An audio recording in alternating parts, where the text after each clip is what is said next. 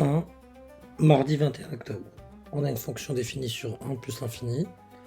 Voilà son expression algébrique. Étudier les limites bandes du domaine, donc en 1 plus.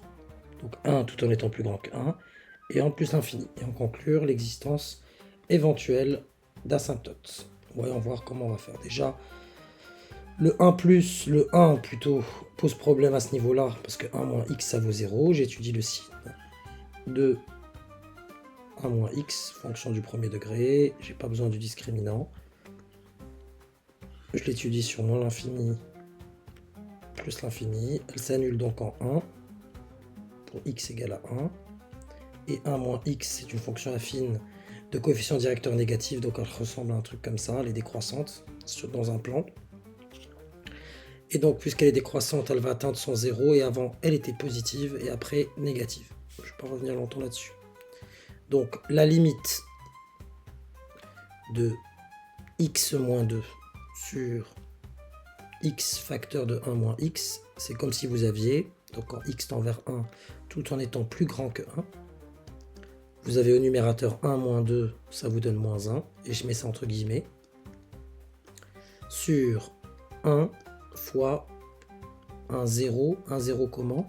Un 0 moins. Vous voyez bien qu'en 1 plus, vous êtes en 0 moins. Ça vous donne donc grosso modo, entre guillemets, toujours moins 1 sur 1 fois 0 moins, c'est un 0 moins.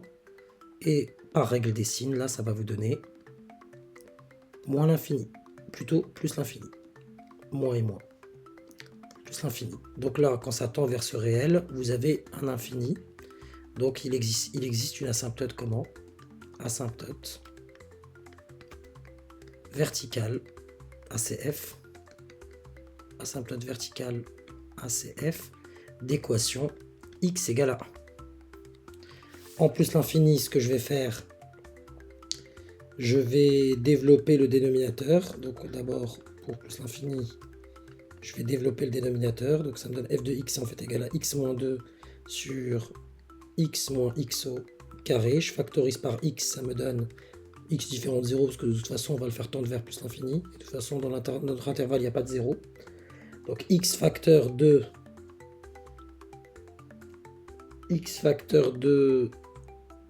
1 moins 2 sur x, le tout sur x facteur de 1 moins x.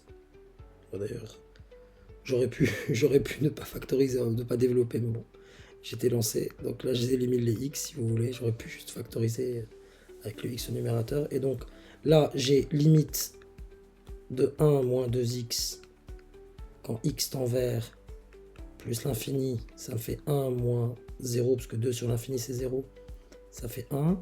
Au dénominateur, la limite de 1 moins x quand x tend vers plus l'infini. Donc là, ça fait 1 moins plus l'infini, donc ça fait moins l'infini. Donc par quotient, c'est comme si vous aviez 1 sur moins l'infini, donc par quotient, la limite de f, quand x tend vers plus l'infini, puisque le numérateur c'est 1, le dénominateur c'est moins l'infini, ça donne 0. Et qu'est-ce que vous concluez de ça? Quand vous faites tendre vers l'infini, vous avez un nombre réel fixé. Donc ça vous donne une asymptote, ça fait de l'axe des abscisses, asymptote horizontale, ACF, d'équation y égale à 0, votre axe des abscisses.